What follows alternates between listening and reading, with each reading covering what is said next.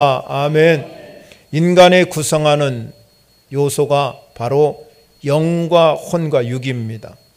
이 우리의 사람 가운데는 영은 하나님과 교통하는 통로입니다. 왜냐하면 하나님도 영이기 때문에 영은 영으로 만나야 되는 것입니다. 혼은 뭐냐? 혼은 나, 인간 자체, 에고라는 뜻인데요. 내가 되는 겁니다. 내가 되는 영역입니다. 그래서 혼은 그 사람의 구성할 때 자의식과 무의식이 모두가 포함된 인격이 형성되는 겁니다. 그래서 이 혼은 인격을 구성하는 중요한 요소가 되지요.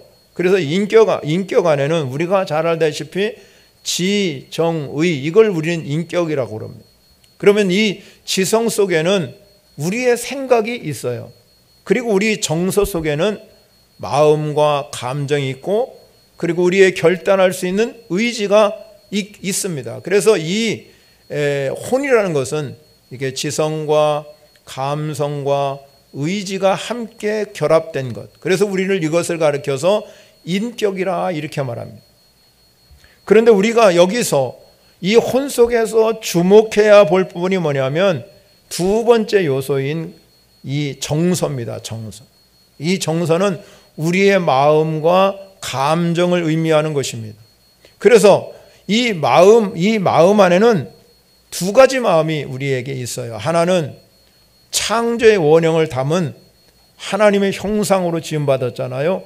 그래서 하나님의 형상이 있는데 이 형상이 그만 우리의 죄로 인해서 깨어졌어요. 깨어져가지고 이 죄성을 가지고 있는 마음, 그것이 우리 안에 있어요. 그래서 이 마음은 뭐와 연결되냐면 우리 안에 있는 양심과 연결이 되어 있습니다. 그런데 여러분, 또 하나의 마음이 있어요. 그거는 뭐냐면 우리가 세상을 살아가면서 상처받고 소외당하고 폭력을 당하고 왜곡당하고 콤플렉스 있고, 그래서 우리가 이런 잔재가 남아 있어서 우리 마음에는 일그러진 채 마음이 존재해 있다 이 말입니다. 그래서 이 사람들이 이 마음이 해결되지 못하면 어떤 일이 벌어지냐면 무의식이라는 공간에서 이것이 잠재해 있습니다. 가라앉아 있다가 어떤 사건이나 외부적인 자극이 나한테 주어지거나 나도 모르는 사이에 감정이 북받쳐 올라오게 되면 그 잔재되어 있던 그 일그러진 그 마음이 폭발되기 시작하는 거지. 그래서 어떤 사람은 그것이 폭력적인 성향으로 바꾸기도 하고, 어떤 사람은 또 그로 인해서 우울한 감정으로 빠지게 하고, 어떤 사람은 또 회피하게 되고, 이렇게 사람마다 다 그 잔재전 일그러진 모습이 우리 안에 잔재해 있기 때문에 여러분, 이 문제가 여러분의 해결되는 역사가 일어나야 될 줄 믿으시기 바랍니다.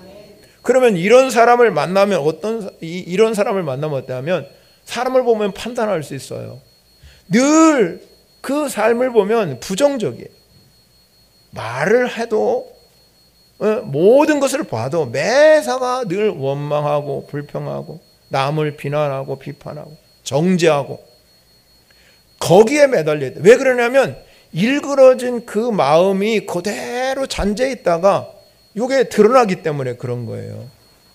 그래서 그 사람들에게는 그 입술에서 긍정이라는 걸 찾아볼 수 없어요. 긍정 언어를 찾아볼 수 없어요. 그래서 그 마음을 이 문제가 해결되지 아니하면 끊임없이 부정적이에요. 그런데 여러분, 우리가 긍정적인 사람은 어떤 사람이냐? 그 마음의 이 인격 형성이 잘 이루어지는 거죠. 그러한 여러 가지 외부로부터 여러 가지 환경들을 잘 극복하고, 그래서 그 치유되는 역사가 일어남을 통해서 그 인격이 형성되어 가는 거예요. 그래서 이런 사람들이 예수를 만나서 예수 그리스도를 보배로 담게 되면 내 안에 보배가 있는 거잖아요. 저와 여러분 안에 보배이신 예수 그리스도가 담겨지면 인생이 바뀌는 거예요. 그래서 부정적인 언어를 사용하던 사람들이 다시 회복하여서 긍정언어로 바뀌시는 거죠. 그래서 어떤 어려움이 처하고 힘든 일이 있어도 아니야, 잘 될 거야, 하나님이 함께하면 모든 것이 이루어질 것이. 그러면서 늘 하나님을 생각하고 예수님이 하는 대로 말하는 거죠. 그래서 감사하는 거죠. 늘 감사하고. 환경은 똑같습니다. 여러분, 살아가는 환경 여러분 다를 게 있어요. 요새 같으면 여러분 얼마나 무덥습니까? 짜증나지요. 그런데 어떤 사람은 그거를 긍정으로 받아들여서 감사하고 그거에 대해서 잘 가지만, 어떤 사람은 계속 짜증만 부리면 여러분에는 아직까지도 어그러진 그 마음 자체가 있다는 거. 이스라엘 백성들이 우리가 잘 알다시피 광야에서 40년 동안 방황했어요. 하나님께서 모세에게 약속의 땅 가나안 땅을 점령할 것이라고 약속해 주셨어요. 그래서 모세가 가데스 바네아에 가서 12명의 정탐꾼을 뽑습니다. 그러면 여러분 12명을 뽑을 때 아무나 뽑겠습니까? 아주 그 중에서도 지파의 그 지파 중에는 뛰어난 사람을 뽑았습니다. 전략적으로, 지략적으로 모든 것이. 그래서 그 사람들을 한 사람씩 선택해서 저 가나안 땅을 탐지하러 갔어요. 보냈어요. 40일 동안 땅을 탐지하고 돌아왔어요. 그런데 10명의 정탐꾼은 그 상황만 봤어요. 그 현실적인 상황만 딱 보고 와서 보고를 한 거예요. 아, 우리가 절대 가나안 땅에 못 들어갑니다. 왜냐하면 거기는 아낙 자손과 같이 우리보다 훨씬 큰 사람들이, 장대 같은 사람이 있고, 그래서 우리는 그들을 볼 때 메뚜기보다도 못하다. 이렇게 현실적인 것만 파악하고 와서 이 보고를 한 거예요. 즉 말하자면 자기가 생각하는 대로, 자기 이해와 계산, 자기의 주관대로 보고했어. 그런데 2명, 우리가 잘 아는 여호수아와 갈렙은 똑같이 봤습니다. 똑같이 가서 40일 동안 땅을 탐지하고 돌아왔는데 이 2명은 차이점이 있어요. 뭐라고 말했냐면 하나님이 우리와 함께하면 능히 그 땅을 취할 수 있습니다. 자, 차이점이 뭡니까? 하나님이 있느냐 없느냐잖아. 하나님이 거기에 있느냐 없느냐에 따라서 똑같이 보고 온 현장을 어떤 사람은 긍정적으로 답변했고 어떤 사람은 부정적으로 답변했어요. 그런데 놀라운 사실은 그 중에 백성들, 거기에 있는 이스라엘 백성들은 하나님이 함께하면 능히 취할 땅을 가지 않고 10명이 이야기한 현실적인 상황에 얽매여서 거기로 따라갔어요.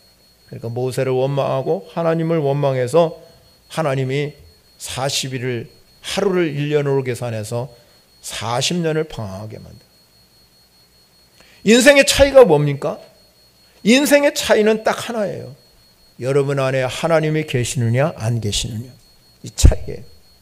하나님이 정말로 우리 안에, 하나님이 함께하면 내가 어떤 상황을 만나도 어떤 형편을 만나도 하나님이 하시지, 하나님이 역사하시지, 하나님이 일하시지요. 그렇게 긍정으로 생각하지만 하나님 없으면 현실적인 내 계산만 하는 거예요. 내 생각하고 내 계산. 그래서 늘 그 사람은 삶이 부정적이에요. 모든 것을 보면서 긍정적으로 보는 마인드가 하나도 없이. 그렇기 때문에 우리는 다시 한번 여러분의 인생을 예수 그리스도 그분을 보배로 담으셔서 늘 삶이 긍정적으로 바뀌는 역사가 일어나시기를 바랍니다.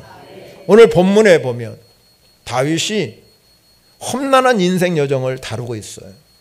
다윗은 사무엘 선지자로부터 이 이스라엘 왕으로 기름 부음 받은 사람입니다.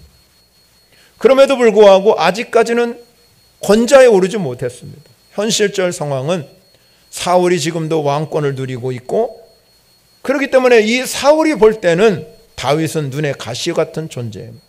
그래서 어떻게 하든지 이 사울은 그 다윗을 죽이려고 하고 음모를 꾀하고 온갖 수단과 방법을 가지고 그를 죽이려고 합니다.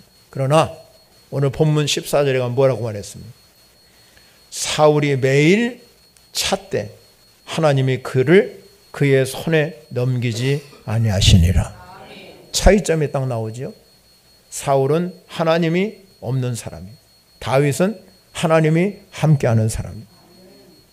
하나님이 손에 붙들리니까 아무리 왕권을 가진 사울이라 할지라도 그를 죽일 수가 없는 것입니다.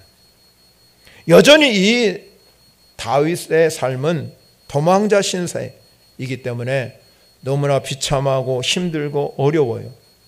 오늘 본문에 특별히 14절에 가면 뭘 말씀하냐면 광야라는 십광야라는 말을 하고 있습니다.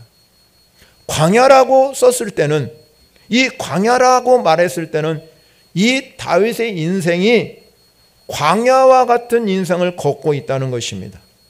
그러므로 이 다윗의 인생은 너무나 어렵고 힘들고 정말로 하나님만 바라볼 수밖에 없는 그런 위기에 처해 있는 그 삶을 우리는 광야라 이렇게 말합니다. 그런 위기에 처해 있을 때 다윗에게 격려하기 위해서 찾아온 인물이 요나단입니다. 요나단의 의미는 하나님이 주셨다 하는 의미예요. 하나님이 주신 사람입니다. 그렇기 때문에 이 요나단은 아버지 사울과는 전혀 다른 인생을 걷는 사람입니다. 사울은 늘 부정적이지만 그 아들 요나단은 하나님과 함께하는 사람이니까 늘 긍정적인 사람입니다. 광야라는 인생길을 걸어가고 있는 다윗에게 가장 위로가 되는 사람은 바로 요나단이었습니다. 왜냐하면 광야에 있는 이 다윗은 지금 처지가 너무너무 힘든 처지에 있기 때문에, 그렇기 때문에 하나님께서는 요나단을 보내서 하나님께서 그를 위로하시는 모습이 오늘 본문에 기록하고 있습니다. 위기에 처해 있을 때, 힘들어 있을 때, 광야 같은 인생을 걸어가고 있을 때 여러분에게도 요나단 같은 사람을 만나시기 바랍니다. 그래서 격려하고 위로하는 이 놀라운 은혜가 우리 가운데 있어야 된다는 것입니다. 히브리 기자는 우리에게 말합니다.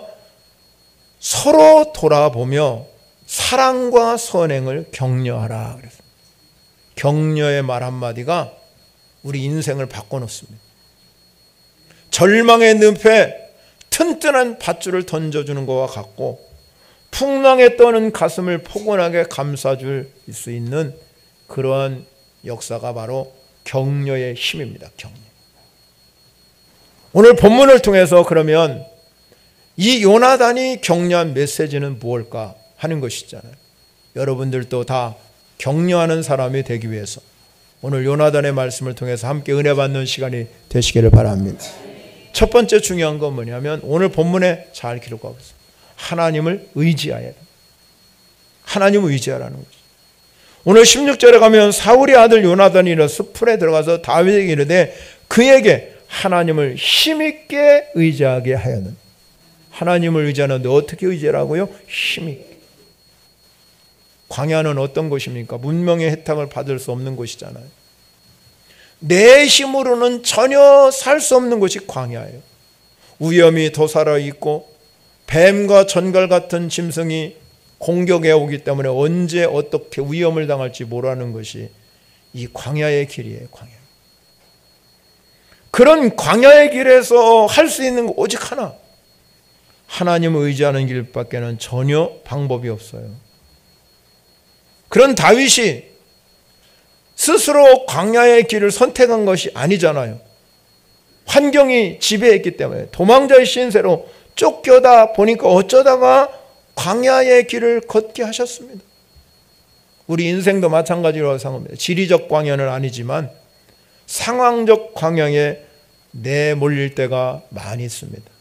모든 것이 잘 풀리는 것 같고 잘 되는 것 같아도 갑자기 언젠가는 상황이 어려워지고 나락으로 떨어지고 수렁으로 빠지고 질병으로 고통당하고 형제간에 우리가 서로 다툼이 일어나고 하는 일이 우리는 수없이 인생을 살아가면서 반복적으로 일어날 때가 너무나 많이 있잖아요.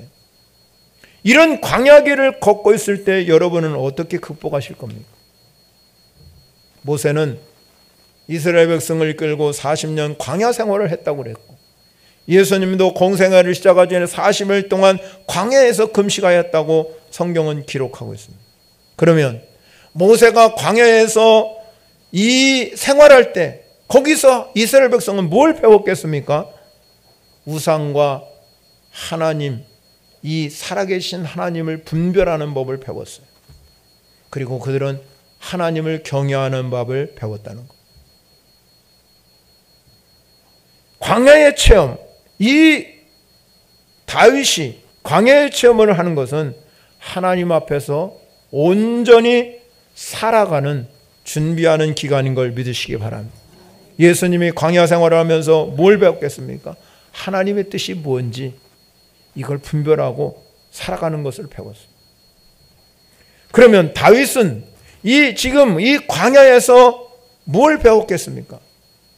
그는 이 내쫓기는 삶, 이 광야에 들어갔을 때 한 사람으로부터 미움을 받았기 때문에 자기도 그 사람을 미워하고 그 사람을 용서할 할 수밖에 없고 그런 상황 가운데 있다 할지라도 다윗은 광야 생활을 하면서 하나님을 전적으로 의지하는 법을 배웠습니다.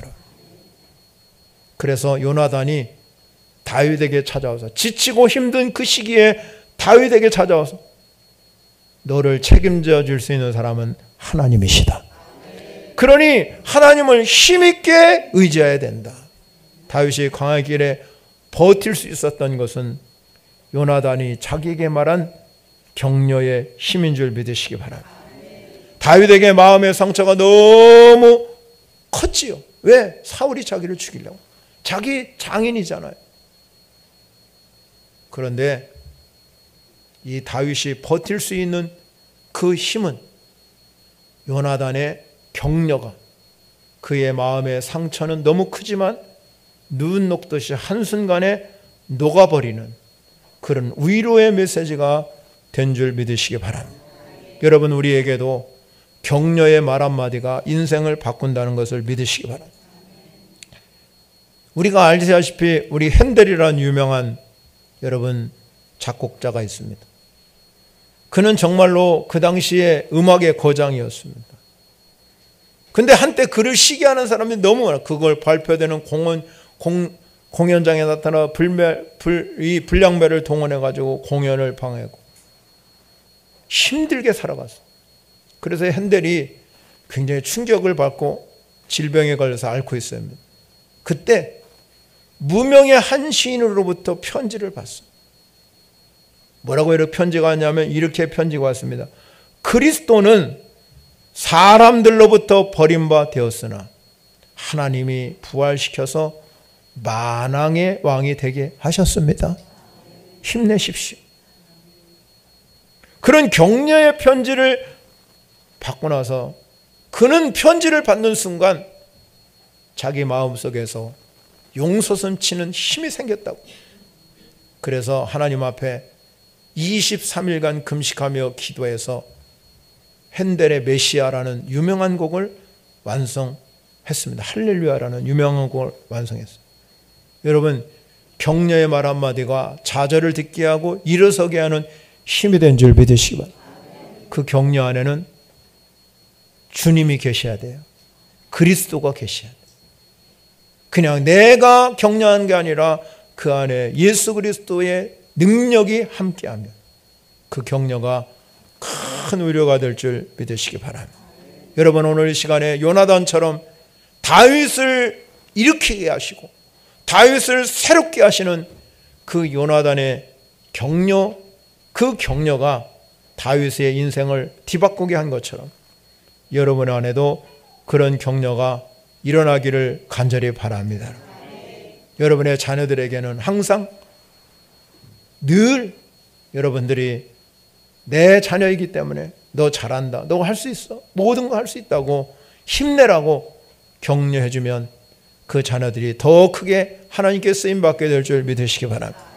여러분의 남편에게는 당신이 최고야, 그렇게 여러분 당신 덕분에 내가 살아, 그런 격려가 여러분 남편들은 세상들을 다 얻은 것처럼 기뻐하는 거예요. 아내는 뭡니까? 나는 이 아내에게는 뭐라고 해요? 난 누구보다도 당신을 사랑해요.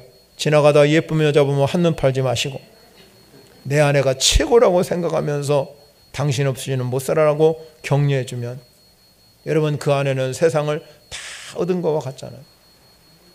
성경은 우리에게 격려의 메시지는 너무나 많습니다.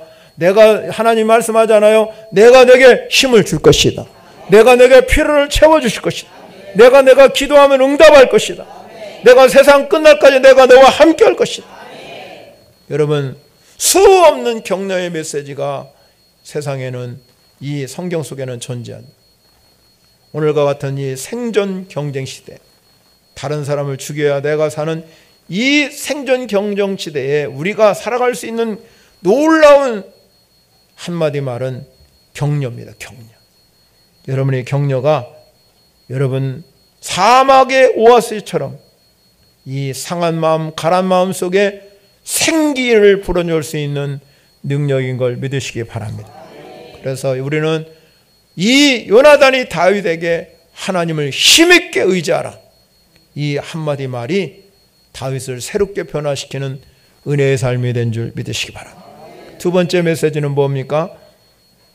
용기를 가지라는, 용기를. 인생을 살아가면서 여러분 지금 이 광야는 삶이 너무나 미래가 불투명하잖아요. 비전 보이지 않아요.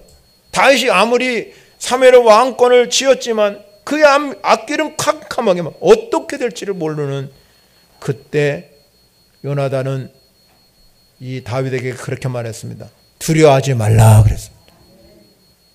두려워하지 말라는 것이요, 용기를 가지라는 겁니다. 담대하라는 것입니다. 모세가 죽은 후에 이제 여호수아가 위임을 받았어요. 모세의 이 뒤를 바톤을 이어받. 이제 이스라엘 백성을 이끌고 가나안 땅에 들어가는 상황에 놓여져. 현실적인 상황을 보면 내 계산으로 생각해 보면 도저히 할 수 없어요. 여러분 인생도 마찬가지입니다.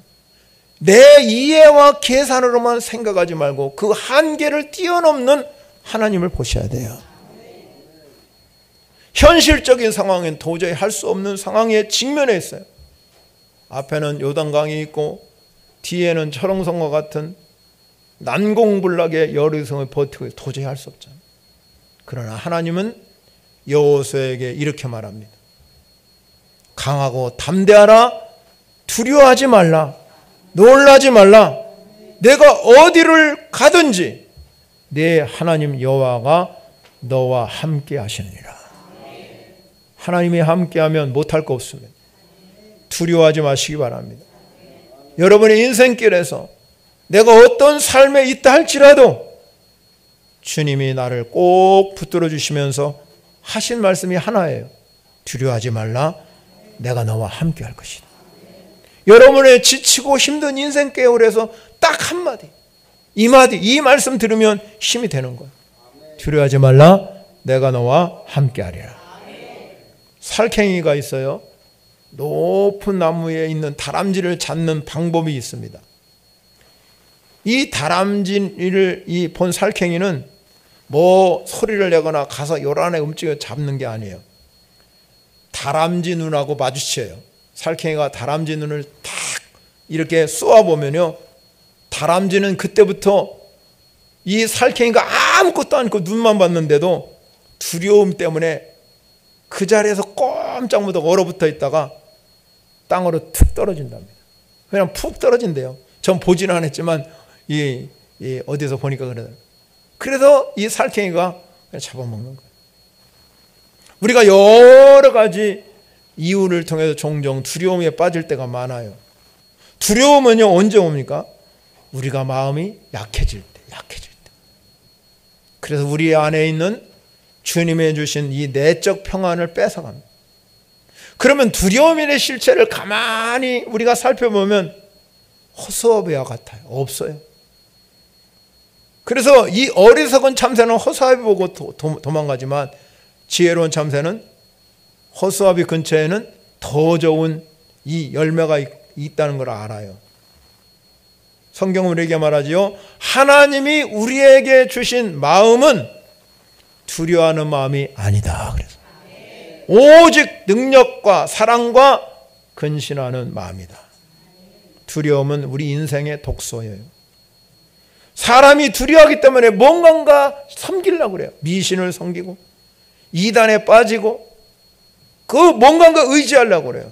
두려움은 마귀가 주는 겁니다. 두려움을 없애는 방법 오직 하나, 예수 그리스도 그분을 믿으시기 바랍니다. 광야의 길을 걷는 다윗에게 오직 하나님, 오직 하나님, 하나님이 함께 하신다. 두려워하지 말라. 우리 인생 속에서도 여러분의 삶이 지금 광야 길을 걷고 있는다면 가나안으로 가셔야 됩니다. 가나안의 복을 받으셔야 됩니다. 흐르고 넘치는 복을 받으셔야 되려면 여러분이 두려움을 물리치시고 담대하고 강하고 담대하라.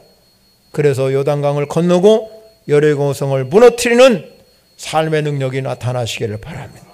예수님이 제자들과 함께 갈릴리 바다를 건너가다가 풍랑을 만나게 되지요. 심한 풍랑이 배가 요동치는 그런 일이라고. 제자들은 너무나 무서워서 예수님을 깨웠습니다. 겁에 질려 있습니다. 예수님 어째 우리를 죽게 된 것처럼 돌아보지 않느냐. 예수님께서 잠을 깨시더니 제자들을 꾸짖으셨어요. 어찌하여 무서워하느냐. 믿음이 작은 자들아 책망하셨어요.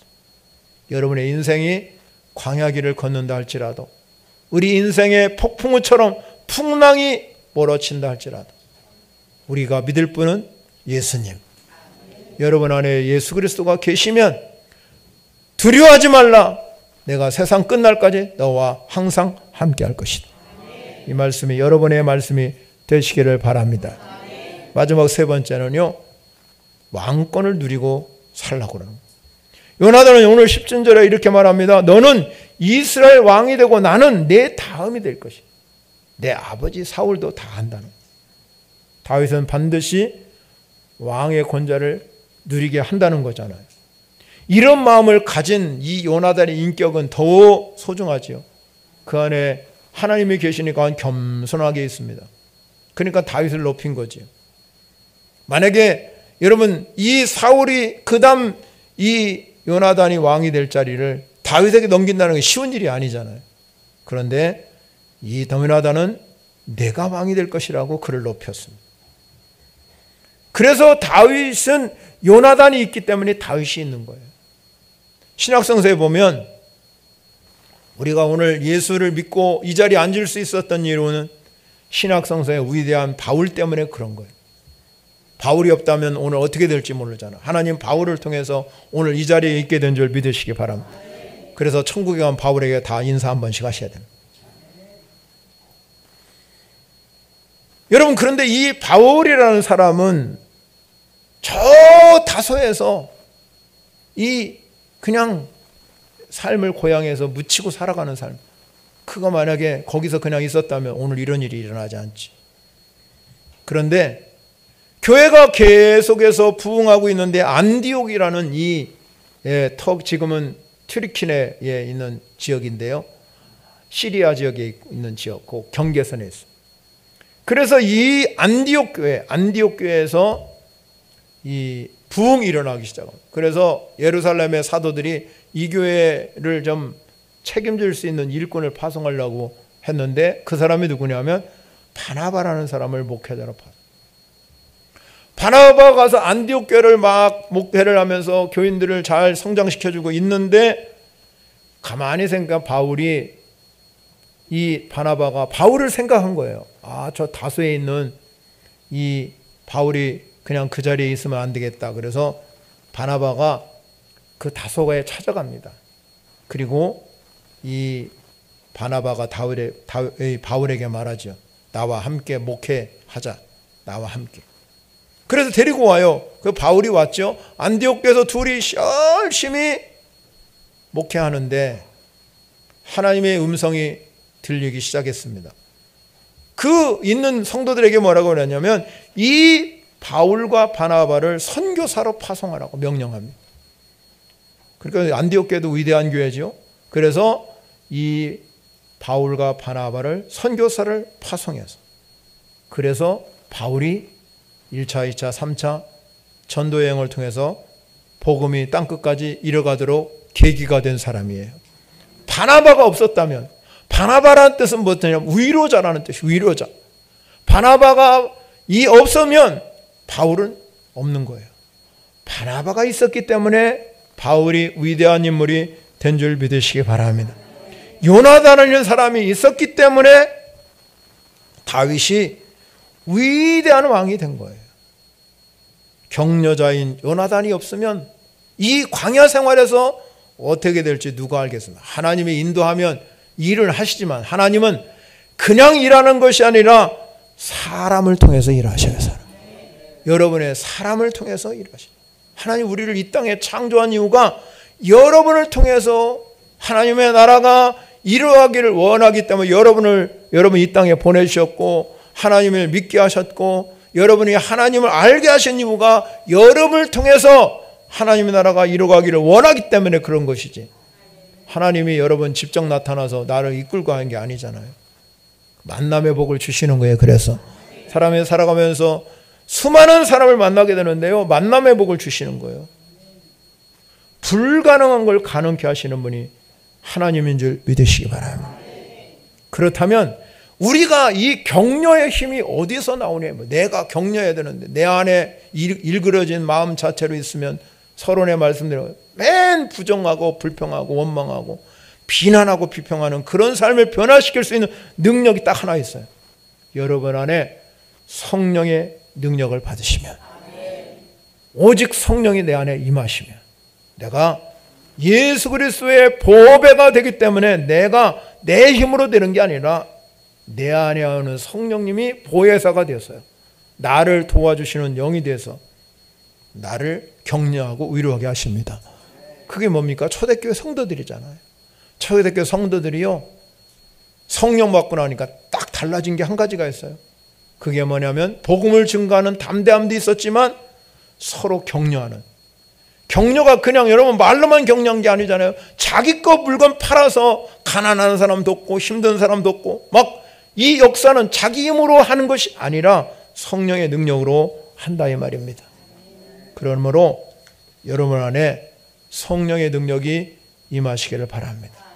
성령 없이는 우리가 격려할 수 있는 삶이 되지 않은 거예요. 여러분, 이 격려의 힘이 그래서 큰 거예요. 격려하면 사람이 위로를 받습니다.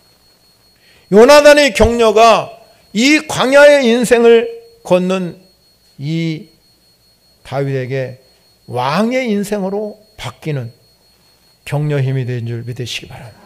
여러분에게도 이런 놀라운 은혜가 임하시기를 소원하면서, 여러분은 이미 다윗은 이스라엘의 왕권을 부여받았지만 우리는 이미 그리스도의 왕권을 부여받은 사람이에요. 그리스도라는 뜻은 기름 부음 받은 자. 여러분이 이미 왕권을 가지고 있어요. 그런데 이 왕권을 가지고 우리가 광야의 길을 갈 수도 있잖아요.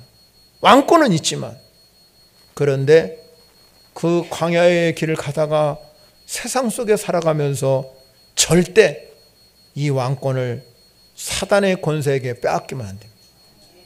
이거 뺏기면은요, 살 길이 주어지지 않아요.